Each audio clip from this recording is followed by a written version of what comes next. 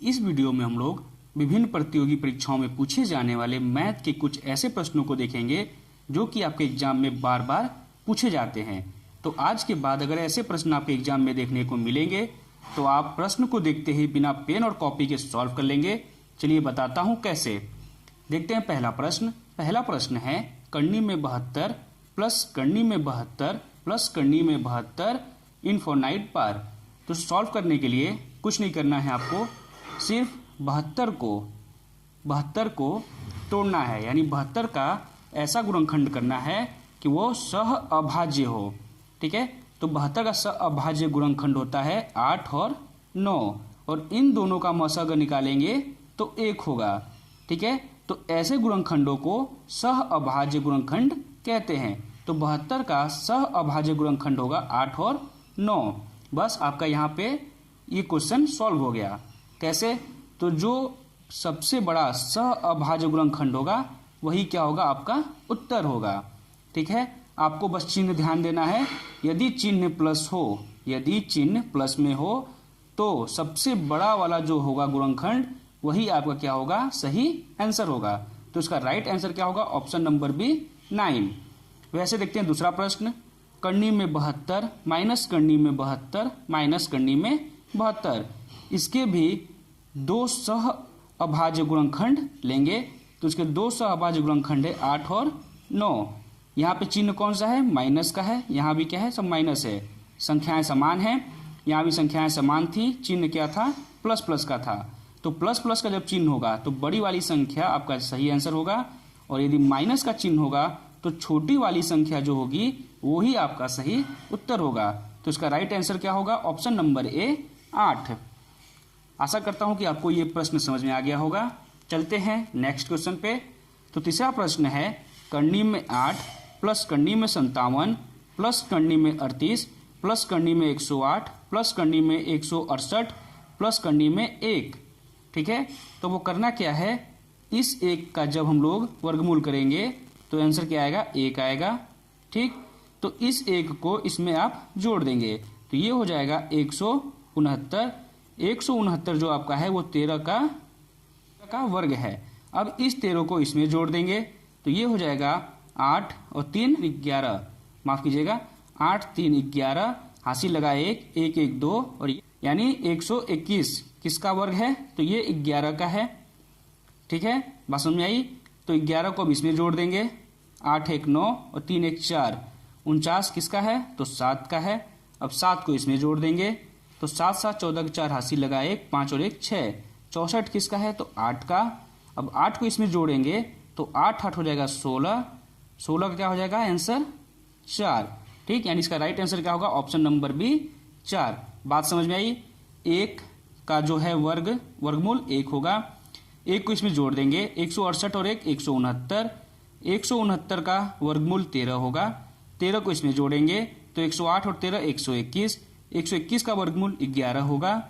फिर 11 को 38 में जोड़ देंगे, हो जाएगा 49, 49 का वर्गमूल 7, 7 को जोड़ देंगे 57 में तो 64 आएगा। 64 का वर्गमूल 8, 8 को जोड़ देंगे 60 में 16 होगा, 16 का वर्गमूल 4।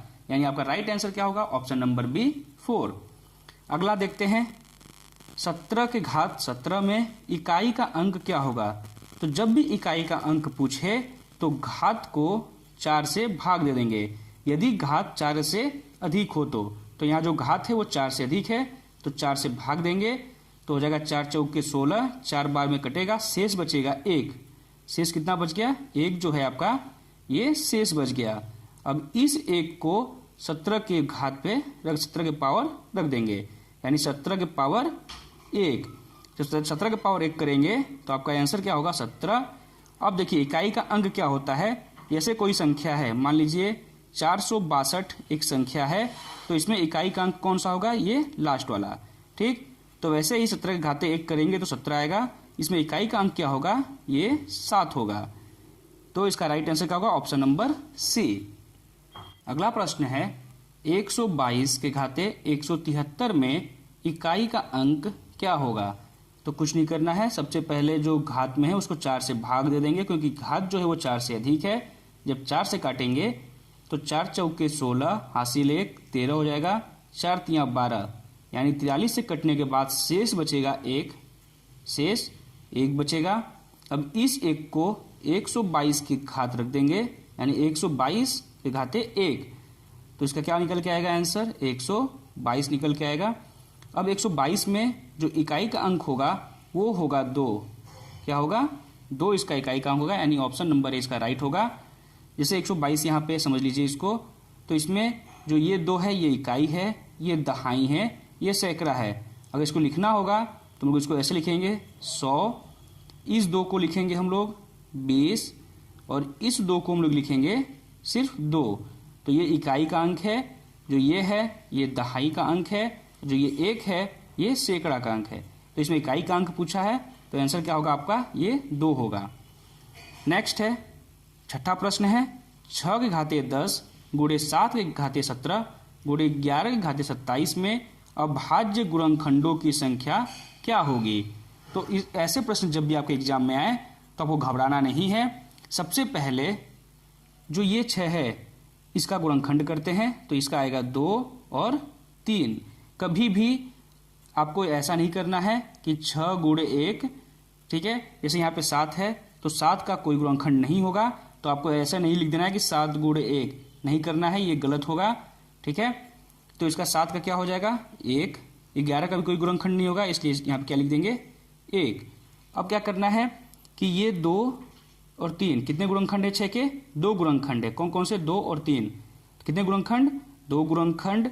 2 को गुणा करेंगे 10 से, घात से गुणा कर देंगे, उसके बाद प्लस ये इसके कितने गुणनखंड है 1, तो इस 1 के पावर 1 गुणे घात कितना है 17, गुणा कर देंगे।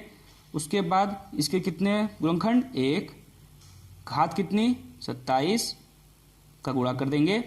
अब कितना हो जाएगा 10 का गुणा करेंगे 10 का गुणा करेंगे 2 में 20 प्लस 17 गुणा करेंगे 1 में 17 प्लस 27 से गुणा करेंगे 1 में 27। अब इसको जोड़ देंगे, 7 7 14 के 4 हासिल लगा 1, 2 2 4 1 5 और 1 6, यानी इसके कितने गुणनखंड हैं, अभाज्य गुणनखंड 64, यानी ऑप्शन नंबर बी इसका क्या होगा, राइट आंसर होगा। अगला प्रश्न देखते हैं। 7वां प्रश्न है करनी में 1 माइनस x बटा में 529 बराबर 16 बटा 23 है, तो x का मान क्या होगा। जब भी ऐसे प्रश्न हो तो सबसे पहले आपको क्या करना है, इन दोनों का वर्ग करना है। तो सबसे पहले 23 का वर्ग करेंगे, उसके बाद 16 का वर्ग करेंगे, और इन दोनों का वर्ग करने के बाद क्या करेंगे, घटा देंगे। तो 23 का जब वर्ग करेंगे तो हो जाएगा 529, और 16 का वर्ग करेंगे तो 16 का वर्ग हो जाएगा 256। जब घटाएंगे इसको तो कितना आ जाएगा 273, यानी आपका राइट आंसर क्या होगा 273, ऑप्शन नंबर सी। करना क्या है फिर समझ लीजिए, जब भी ऐसे प्रश्न हो तो करना क्या है, इन दोनों का वर्ग करना है और फिर दोनों को एक दूसरे से घटा देना है। तो 16 का वर्ग 256, 23 का वर्ग 529, जब घटाएंगे तो आएगा 273। बस इतना ही करना है, आराम से आपका आंसर आ जाएगा। अब देखिए एक चीज़ बता दूं मैं आपको कि जिसे वर्ग करना है तो आप आसानी से कैसे कर सकते हैं। यह 16 का वर्ग करना है तो सबसे पहले 6 का वर्ग 36, तो 36 का 6 हासिल लग गया 3।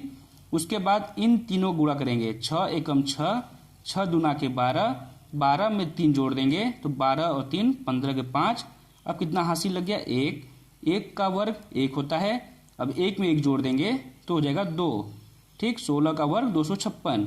23 का निकालना है तो 23 का वर्ग 3 त्रिके 9, 9 लिख लिया, 3 दूना के 6, दूना के 12, 12 के 2 हासिल लग गया 1, 2 का वर्ग 4, 4 में 1 जोड़ेंगे 5, यानी 23 का वर्ग 529। तो आप ऐसे वर्ग निकाल सकते हैं।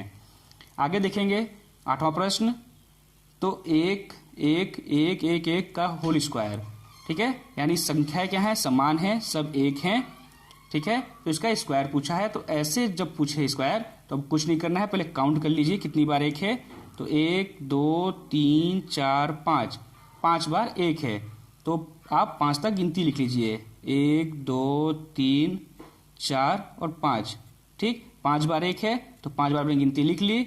अब यहाँ से क्या करना है, आपको उल्टा लिखना है, 5 के बाद आपको उल्टा जाना है। तो 5 के बाद जब उल्टी गिनती लिखेंगे आप तो 4 3 2 1, बस हो गया सॉल्व। तो इसका राइट आंसर हो जाएगा 1 2 3 4 5, फिर 4 3 2 1, यानी ऑप्शन नंबर सी इसका राइट आंसर होगा। अगला प्रश्न देखते हैं, 9वां प्रश्न।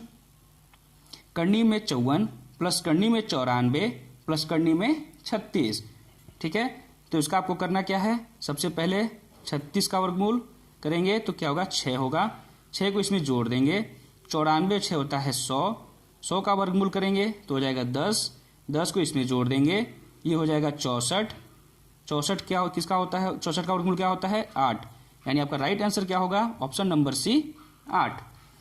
नेक्स्ट क्वेश्चन देखेंगे, 10 करनी में 5 की घाते 24 का वर्गमूल क्या होगा।